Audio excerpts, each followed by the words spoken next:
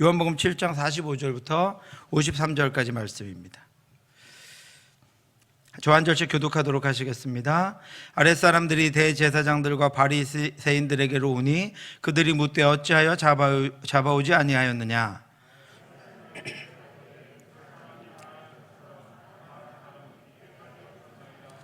바리새인들이 대답하되 너희도 미혹되었느냐. 율법을 알지 못하는 이 무리는 저주를 받은 자로다.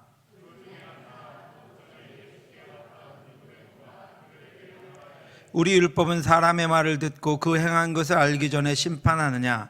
그들이 대답하여 이르되 너희도 갈릴리에서 왔느냐. 찾아보라. 갈릴리에서는 선지자가 나지 못하느니라 하였더라. 아멘. 오늘 본문을 두 가지로 나누어서 함께 살펴보려고 합니다. 오늘 설교의 제목이기도 한데 때와 분파에 관해서 두 부분을 함께 여러분과 묵상해 보려고 합니다. 첫 번째는 하나님의 때에 관한 것입니다. 오늘 본문 45절에서 대제사장과 바리새인들이 아랫사람들에게 이렇게 묻습니다. 어찌하여 잡아오지 아니하였느냐. 이 질문은 7장 32절에서 예수님에 대한 소동을 듣고 바리새인과 대제사장들이 예수님을 잡으려고 아랫사람들을 보낸 일에서 시작됩니다. 여기서 아랫사람들은 다른 성경의 성전 경비병으로 기록되어 있습니다. 오병이어의 기적 이후에 예수님을 따르는 이들이 점점 더 많아졌고 그에 대한 흉흉한 소문이 들기 시작했습니다. 이 예수님에 대한 좋은 소문이 바리새인들과 제사장들에게는 자신들의 위협을 느끼는 소문으로, 적대적인 소문으로 들리기 시작했습니다. 예수님에 대한 소문이, 좋은 소문이 많이 날수록, 예수님께서 하나님의 말씀을 따라 행한다는 소문이 날수록 대제사장과 바리새인들은 위협을 느꼈어요. 왜 그랬을까요? 말씀대로 행하시는 예수님에 비해서 자신들은 말씀대로 행하지 않기 때문에 말씀대로 행하시는 예수님에 대한 소문이 날수록, 백성들이 예수님을 쫓아갈수록, 백성들이 예수님을 따라다닐수록 이들은 더 자신들에게 위협적인 분으로 예수님을 느끼기 시작했기 때문에 예수님이 성전에 들어와 있을 때 예수님을 잡아오라고 명령했습니다. 또 이 초막절의 절기가 끝나면 무리들은 다 흩어져 버리고 그들과 함께 예수님도 예루살렘을 떠날 것이기 때문에 이 절기가 끝나기 전에 예수님을 잡아와야 했던 바리새인과 대제사장들은 예수님을 잡아오라고 경비병들을 보냈습니다. 그런데 그 경비병들이 빈손으로 돌아왔습니다. 그들은 힘이 있는 젊은 병사들이었고 또 한 명이 아닌 여러 명이었습니다. 그러한 이들이 힘이 없는 일반인 한 사람을 데리고 오지 못한 것에는 분명한 이유가 있었을 것이기 때문에 대제사장들과 바리새인들은 왜 잡아오지 못했는지를 물어봅니다. 아랫사람들이 대답하되 그 사람이 말하는 것처럼 말한 사람은 이때까지 없었나이다. 이것이 대답이었습니다. 그 사람처럼, 예수님처럼 말한 사람이 이때까지 없었습니다. 그래서 우리가 예수를 잡아오지 못했습니다라고 이렇게 고백합니다. 그러니까 바리새인들이 이렇게 반응합니다. 바리새인들이 대답하되 너희도 미혹되었느냐. 율법을 알지 못하는 이 무리는 저주를 받은 자로다. 경비병들도 예수에게 미혹된 사람으로 보았고 율법을 알지 못하는 이 경비병들은 저주를 받은 자다라고 그들에게 저주를 퍼붓습니다. 그리고 마지막 절에는 이렇게 기록되어 있습니다. 다 각각 자기 집으로 돌아가고, 53절에 그렇게 기록되어 있습니다. 사랑하는 성도 여러분, 오늘 저는 이 본문을 묵상하면서 하나님이 하나님 되심을 찬양할 수밖에 없습니다. 우리 모두는 하나님께 속해 있습니다. 이 땅은 하나님의 손 안에 속해 있습니다. 하나님 안에 있습니다. 오늘 본문은 우리에게 그것을 말해주는 것입니다. 사슬이 시퍼런 바리새인들과 대제사장들일지라도 하나님 안에 속해 있습니다. 하나님이 허락하셔야 하는 것입니다. 하나님이 하게 해 주셔야 할 수 있는 것입니다. 그들이 예수님을 잡기로 마음먹고 병사들을 보냈지만 예수님을 잡아올 수 없었던 이유가 무엇입니까? 당시 그들은 로마의 군인들보다 이스라엘 백성들에게 더 위협적인 존재였습니다. 그들은 무소불위의 종교 권력을 가지고 있었습니다. 그들이 잡으려고 했는데 잡지 못한 사람은 이제까지 한 번도 없었습니다. 그들의 뜻대로 되었고 그들의 마음대로 되었습니다.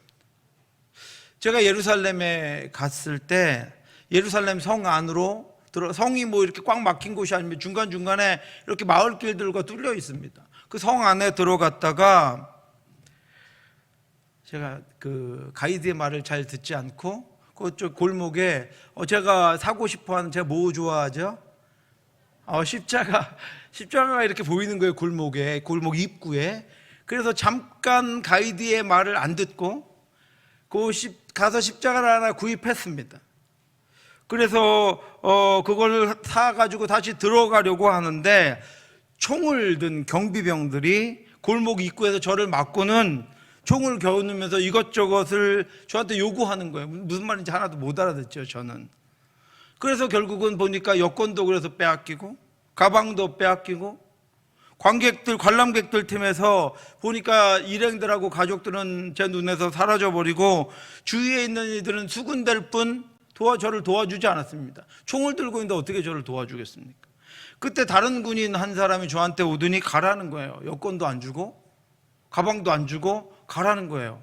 그것도 가이드랑 저희 가족이 있는 쪽이 아니라 반대편으로 저를 가라고 이야기했습니다. 그때 제가 얼마나 두려웠는지 모릅니다. 국제 미아가 될 오늘 여기 못 쓸 뻔했습니다. 총을 겨눈 군인들과 수군대는 무리들 사이에서 사색이 되어 있는 근데 마침 저희 아이들이 저희 가족들이 저를 발견했습니다. 그리고 가이드에게 저에 대해서 이야기하는 것이 보였고, 가이드와 함께 저희 가족들이 저에게로 다가오는 것이 보였습니다. 그때 눈물이 핑 돌았습니다. 이제 살 수 있는 가능성이 좀 생겼구나. 가이드가 와서 길을 잘못 든 거라고 이렇게 설명을 하긴 했는데, 총을 든 군인들이 저는 이미 성 밖으로 나간 것이라며 다시는 글로 들어갈 수가 없다고 이야기했습니다. 그래서 저는 다른 사람들이 안을 다 관람할 때까지 거기 서서 기다려야 됐고, 다른 문으로 저희 관광 같은 팀이 나가야 되는데 제가 있는 쪽으로 나와서 저를 데리고 다른 쪽으로 갈 수밖에 없었습니다. 여행객들에게 조금도 친절을 베풀거나 사정을 봐주지 않았던 그때 정말 서슬이 시퍼렀던, 저한테 총까지 겨누었던 그 성전 경비병들이 아직도 눈에 선합니다. 그래서 그때 제가 깨달은 것이 있습니다. 무엇을 깨달았을까요? 가이드 말을 잘 듣자. 근데 그것을 제가 깨달았는데, 여러분 그때는 지금보다 더 했겠지 않았겠습니까? 그들의 위엄과 권력은 일반인들에게 얼마나 큰 위엄이 됐겠습니까? 그런데 그들이 아무 힘도 없고 아무 능력도 없는 예수님을 잡을 수 없었던 이유가 무엇이었겠습니까? 그 해답이 7장 6절에 이렇게 기록되어 있습니다. 예수께서 이르시되 내 때는 아직 이르지 아니하였거니와. 왜 잡을 수 없었다고요? 때가 이르지 않았기 때문입니다. 예수 그리스도가 잡히지 않으신 이유는, 그들이 예수 그리스도를 잡을 수 없었던 이유는 예수님의 때가 아직 이르지 않았기 때문입니다. 전능하신 하나님에게는 때가 있습니다. 영원하신 하나님은 그 영원 속에서 일하십니다. 유한한 인간은 그 영원의 일부를 살아갈 뿐입니다. 유한한 인간은 때에 결박되어 있습니다. 육신을 입은 인간은 시간을 거스를 수도, 시간을 스스로 정해서 움직일 수도 없습니다. 하루하루, 한 시간 하나님이 선물로 주시는 시간을 넘어서서 살아갈 수 있는 인간은 그 어디에도 없습니다. 시간은 하나님이 선물로 주시는 것입니다. 유한한 인간에게 시간은 하나님의 선물이며, 유한한 인간에게 삶은 하나님의 선물입니다. 제가 몇 번 말씀드렸지만 오늘은 어제 죽어간 사람이 그토록 간절히 소망하던 내일이었다라고 하는 말이 있습니다. 그렇습니다. 인간은 시간을 갈망할 수는 있지만 시간을 통치할 수는 없는 사람들입니다. 우리가 적어도 시간의 통치자이신 하나님에 대한 바른 인식이 없다면 우리는 스스로 허망한 인생의 결과를 보게 될 것입니다. 그들이 왜 예수님을 잡을 수 없었습니까? 예수님은 육신을 입고 이 땅에 오신 하나님이셨기 때문입니다. 시간의 창조자이시고 시간의 통치자이셨기 때문입니다. 하나님은 하나님의 때를 따라 일하셨고, 당국자들에게 어떠한 권력과 힘이 있다고 한들 하나님의 때를 거스를 수는 없었습니다. 그들의 그 막강한 권력이 예수님에 대해서 했던 일은 고작 잡아오지 않은 경비병들을 다그치는 일뿐이었고, 그들의 답을 듣고 그 경비병들을 판단하는 것뿐이었고, 더 이상은 어떤 결론도 내리지 못하고 각각 집으로 돌아가는 것뿐이었습니다. 예수님은 그 후에도 자신을 대적하는 무리들 속에서 이 땅에 오신 자신의 목적을 따라 말씀이신 자신을 선포하시고, 가난하고 결박된 자, 병든 자들을 세우시고 고치시며 죽은 자를 살리시는 사건을 통해서 하나님만이 영원히 세우시고 고치시며 살리시는 구원자이시고 시간을 통치하시는 분이심을 우리에게 알려주셨습니다. 예수님은 자신이 정한 때에 오셔서 자신이 정한 때에 잡히셨습니다. 예수님은 자신이 잡히실 때에 지극히 비싼 향유 한 근을 가져다가 자신의 발에 붓고 머리털로 그 발을 닦는 마리아에게 이렇게 말씀하셨습니다. 그를 가만히 두어 나의 장래할 나를 위하여 그것을 간직하게 하라. 가난한 자는 항상 너희와 함께 있거니와 나는 항상 있지 아니하리라 하시니라. 아멘. 여러분, 우리에게 주신 기회는 항상 있지 않습니다. 우리의 삶은 항상 있지 않습니다. 우리는 하나님의 때에 매여 있고 하나님의 때에 속해 있습니다. 예수님의 장례를 준비하여야 할 때 마리아는 자신의 전부를 들여 예수님을 장례했습니다. 그녀는 예수님을 통해서 하나님의 때를 분별했던 것입니다. 예수님은 예루살렘 입성 후에 안드레와 빌립에게 이렇게 말씀하셨습니다. 인자가 영광을 얻을 때가 왔도다. 내가 진실로 진실로 너희에게 이르노니 한 알의 밀이 땅에 떨어져 죽지 아니하면 한 알 그대로 있고 죽으면 많은 열매를 맺느니라. 그것이 하나님의 때에 된다는 것입니다. 예수님은 인자이신 자신이 한 알의 밀알로 죽어 하나님의 영광을 선포할 때가 왔음을 말씀하셨습니다. 예수님은 언약의 영원한 성취와 구원을 위해서 스스로 정해진 때에 순종하셨습니다. 지금 내 마음이 괴로우니 무슨 말을 하리요? 아버지, 나를 구원하여 이 때를 면하게 하여 주옵소서. 그러나 내가 이를 위하여 이 때에 왔나이다. 자신의 상황은, 자신의 환경은 이 때를 면하고 싶은 것이었으나 그 때가 하나님이 십자가에 죽기를 정하신 때인 줄 알고 예수님은 내가 이 때를 위하여 왔다고 하나님께 고백하며 십자가의 길을 가셨습니다. 자신의 상황은 그것을 면하고 싶었지만 자신은 그 때를 면하여 조금이라도 미루어 놓거나 다른 일들이 있기를 원하는 마음이 간절했지만 하나님께서 명하신 때가 되었음을 예수님은 아시고 그 때에 순종하십니다. 창조된 그 무엇이 시간의 결박으로부터 자유할 수 있습니까? 창조된 것들은 창조하신 하나님으로부터 시간을 선물로 받아 살아갑니다. 하나님만이 스스로 자신의 때를 정하실 수 있으며 창조와 통치 그리고 구원 사역을 위해서 그 시간을 운영하시는 것입니다. 그러므로 인간이 하나님의 뜻을 따라 온전한 인간의 삶을 살아가는 기본적인 삶의 자세는 하나님의 때를 분별하며 살아가는 것입니다. 하나님이 정하신 때를 거스르지 않는 것입니다. 하나님이 저와 여러분들을 이때에 여기 함께 있게 하신 뜻이 있습니다. 하나님이 저와 여러분들을 이때에 여기 보내신 뜻이 있습니다. 하나님이 저와 여러분을 지금 이때에 이곳에 있게 하시는 이유가 있습니다. 하나님의 말씀을 붙잡고 시대를 분별하여 하나님의 기뻐하시는 일을 감당하는 것이 이때에 우리에게 하나님이 주신 사명입니다. 저와 여러분이 이때에 존재하는 이유가 무엇입니까? 저와 여러분들이 이때 여기 있어야 하는 이유가 무엇입니까? 제가 제일 처음 전도사를 시작했을 때 성탄절 전주에 그때 가르쳤던 유초등부 어린아이 여자아이 하나가 제 곁에 와서는 눈을 껌뻑껌뻑거리며 망설이다가 무언가를 쑥 내밀고 사라졌습니다. 제 손에는 그 아이가 들려준 카드가 한 장 쥐어져 있었습니다. 너무 궁금해서 예배가 끝나자마자 카드를 열어보았습니다. 그 카드에는 이렇게 적혀 있었습니다. 전도사님, 저 누구예요? 성탄절이 얼마 안 남았어요. 전도사님이 저를 바른 길로 인도해 주셔서 예수님의 자랑스러운 딸이 됐어요. 감사해요. 전사님 성탄절 잘 보내세요. 큰 글씨로 성탄절 이렇게 썼습니다. 여러분 생각해 보시기 바랍니다. 초등부 1학년 아이였는데 제가 뭐 얼마나 그 아이를 바른 길로 인도해 주었겠습니까? 제가 뭐 얼마나 잘 그 아이를 돌보아 주었겠습니까? 그러나 그 카드를 읽고 나서 며칠 동안 그 내용이 저에게서 사라지지 않았습니다. 그리고 이런 마음이 들었습니다. 정말로 올 한 해 내가 너 하나만 바른 길로 인도하고 너를 예수님이 자랑스러워 하시는 딸이 되도록 도왔다 해도 나 같은 죄인에게는 그것이 얼마나 감격스럽고 감사한 일인지 모른다. 그리고 그때 그 아이를 위해서 저를 사용해 주신 하나님께 감사했습니다. 첫 전도사 때라 너무 감사했습니다. 그 한 영혼을 위해서만이라도 저를 사용하셨다면, 저를 통해서 그 한 영혼만이라도 하나님을 알고 그 스스로 하나님을 고백할 수 있게 됐다면 그것이 여러분 얼마나 감사한 일입니까?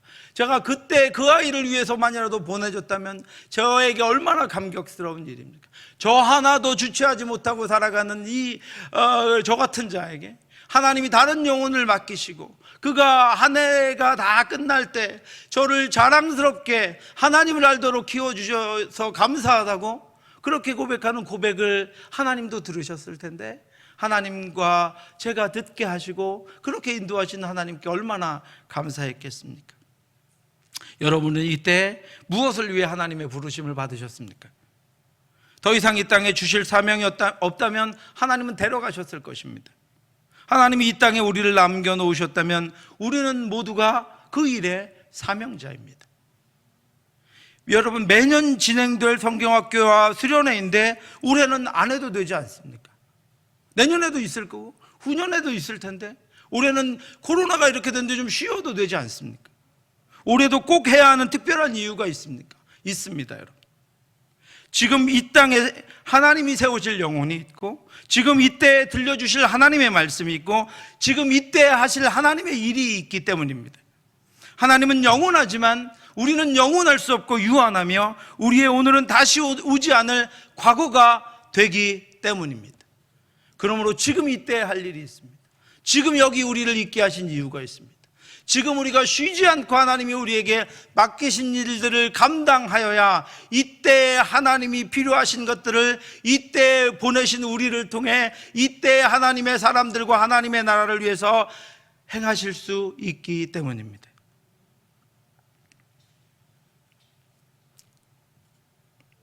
시간은 하나님의 것입니다. 때는 하나님이 지배하십니다. 예수님은 하나님이 일하라고 주신 때에 일하셨습니다.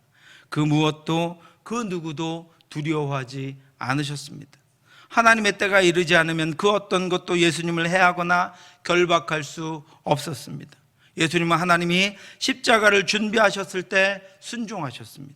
그 길은 하나님의 영광과 하나님의 약속의 성취와 믿는 자들을 위해 그때 하나님이 열어놓으신 사명의 길이었기 때문입니다. 하나님은 자녀인 우리를 위해서도 이와 같이 행하십니다. 하나님이 사명을 주셨을 때 우리는 일해야 합니다.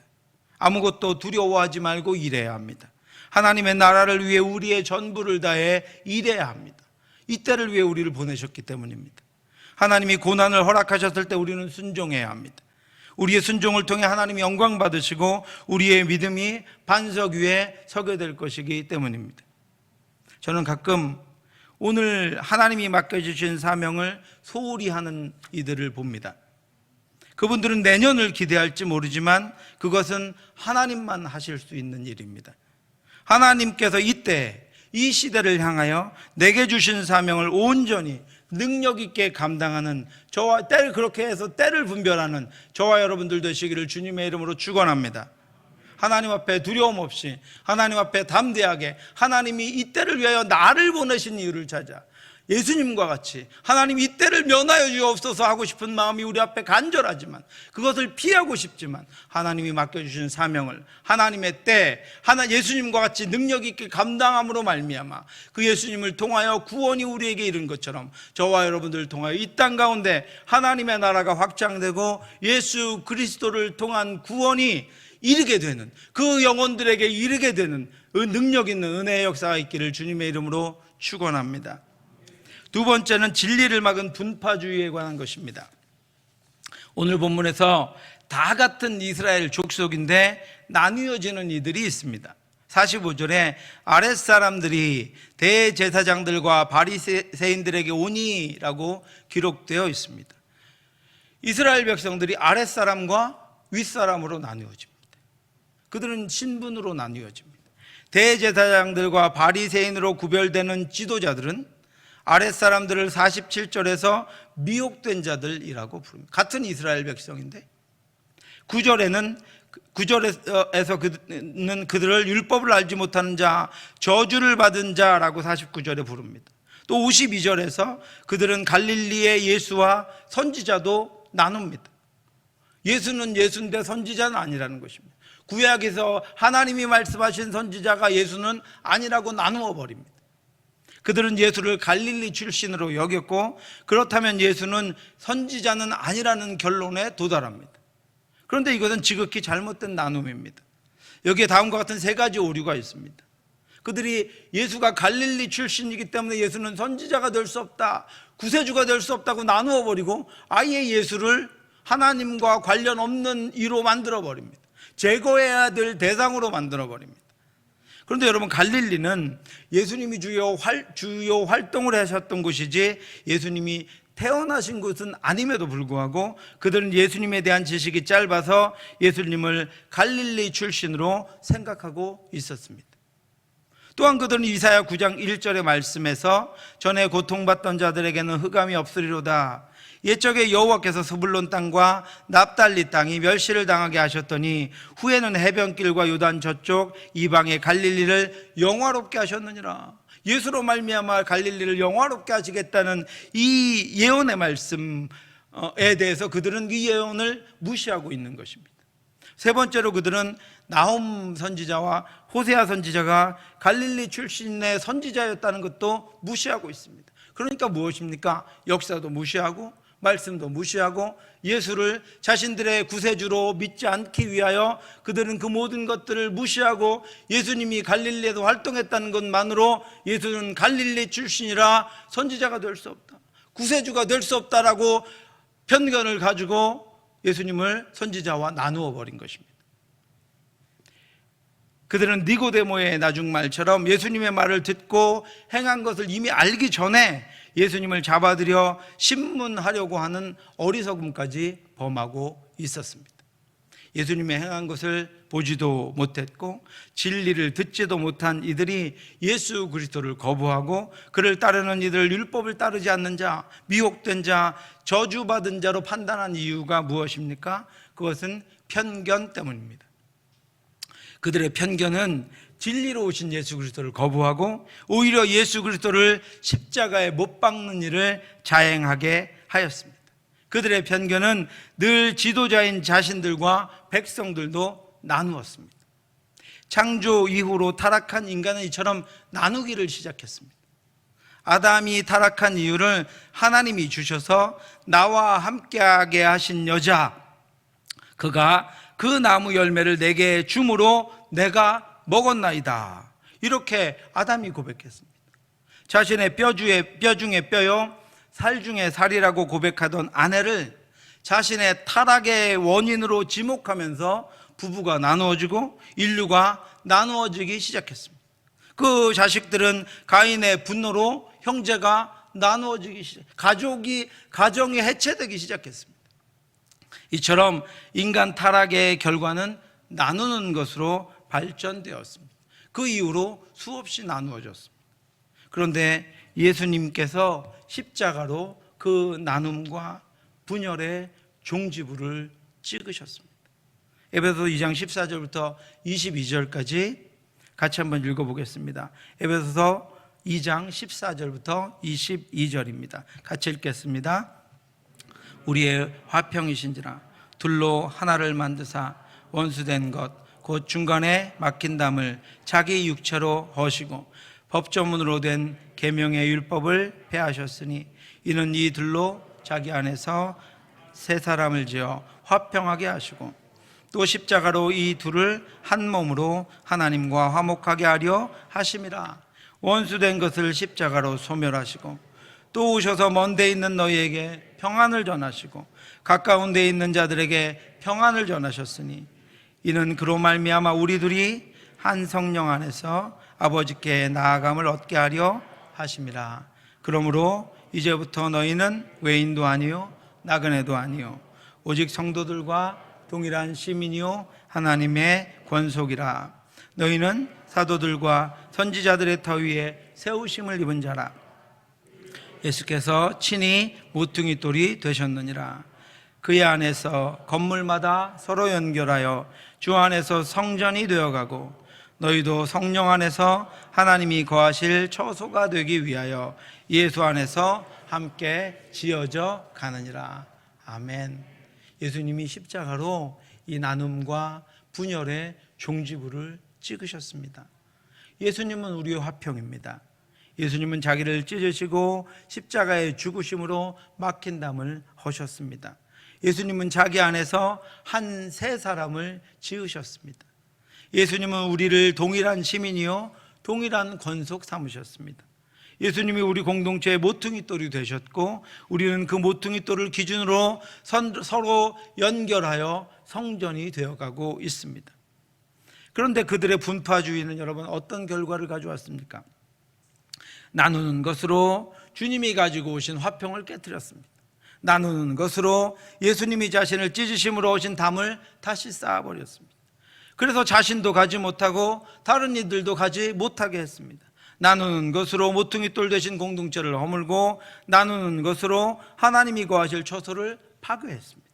더 중요한 것은 바리새인과 대제사장들이 예수님을 자신의 반대편에 두므로 자신들은 진리를 거스르는 자들이 되었고 복음을 거부하는 이들이 되었고 하나님을 십자가에 못 박는 자들이 되었고 저주받은 자들이 되었다라고 하는 것입니다. 또 한 가지 아이러니한 것은 대제사장들은 사두개인이었고 바리새인들과는 원래 나누어졌던 이들인데 이 둘이 진리가 아닌 것을 위하여 진리를 대적하기 위해서 서로 하나가 되었다는 것입니다. 우리는 여기서 연합과 분리의 기준을 발견할 수 있습니다. 우리는 진리 안에서 결코 나누거나 나누어져서는 안 됩니다. 우리는 진리 안에서 하나여야 합니다. 우리는 진리 안에서 화평을 선포하고 섬기고 손해보고 양보하고 존중하고 연합하여야 합니다. 우리는 연합을 위해서 진리를 분별해야 합니다. 바리새인과 대제사장들은 진리가 아는 것을 위해서 연합했습니다. 그 결과는 멸망이었습니다. 그 결과는 예수를 대적하는 것이었습니다. 영국의 엘리자베스 1세 때 월터 롤리라는 탐험가가 있었습니다. 그가 미국에서 감자를 가져와서 자기의 집에 처음으로 재배했습니다. 몇 번의 시행착오 끝에 감자 재배가 성공하자 제일 좋은 종자를 골라서 영국 왕실에 상납했습니다. 롤리를 총애하던 엘리자베스는 그 감자를 정원에 재배하게 했습니다. 얼마 후에 감자에 파란 싹이 나고 잎이 올라왔을 때 요리사가 그 파란 싹을 따서 샐러드를 만들었습니다. 그리고 엘리자베스 여왕에게 가져갔습니다. 여왕은 단숨에 그 샐러드를 먹어치웠습니다. 여왕은 그 이상한 맛에 얼굴을 찌푸렸고 그 감자 싹의 독성으로 탈이 나고 말았습니다. 그 싹에 독성이 있었음이 보고되고 롤리는 여왕을 독살하려고 했다는 죄목으로 처형당하게 되었습니다. 여왕은 자신이 그렇게 총애하던 롤리가 자신을 왜 독살하려고 하는지 이해할 수가 없어서 마지막으로 롤리를 불러서 그 이유를 묻게 되었고 자초지종을 알게 된 롤리는 여왕에게 감자는 싹을 먹는 것이 아니라 뿌리를 먹는 것임을 알려주어서 오해를 풀고 사형을 면하게 되었습니다. 우리에게는 진리와 비진리를 분별할 수 있는 분별력이 필요합니다.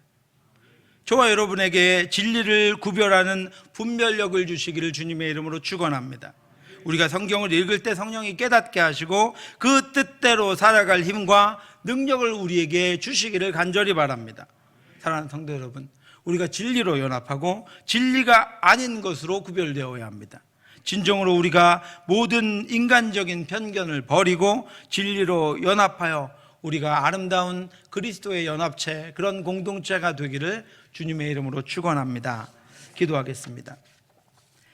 하나님 아버지, 은혜를 감사합니다. 하나님 아버지여, 우리의 생명, 우리의 때, 아버지여, 그 모든 것은 하나님께 있습니다. 하나님이 우리의 인생을 주관하시고 하나님이 우리의 때를 주관하십니다. 그 때를 분별하여 하나님께서 우리를 이 시간에, 이때, 이곳에 보내주신 이유를 우리가 분별하여 하나님께서 주신 사명을 능히 감당할 수 있도록 역사해 주시옵소서.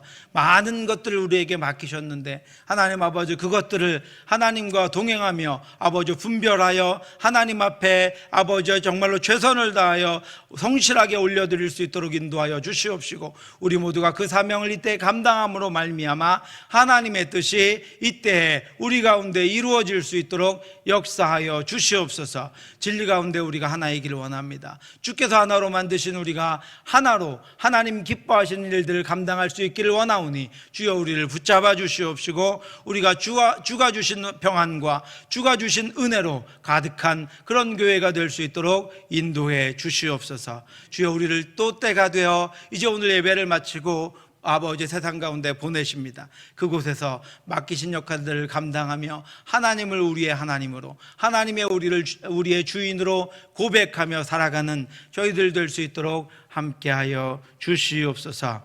지금은 우리 주 예수 그리스도의 은혜와 우리를 사랑하시는 하나님의 크고 넓으신 사랑하심과 성령의 교통하심이 하나님의 때를 분별하며 진리를 분별하며 하나님이 기뻐하시고 원하시는 삶을 살아가기를 간절히 소원하는 사랑하는 성도들 머리 위에 지금부터 영원토록 함께 있을지어다. 아멘.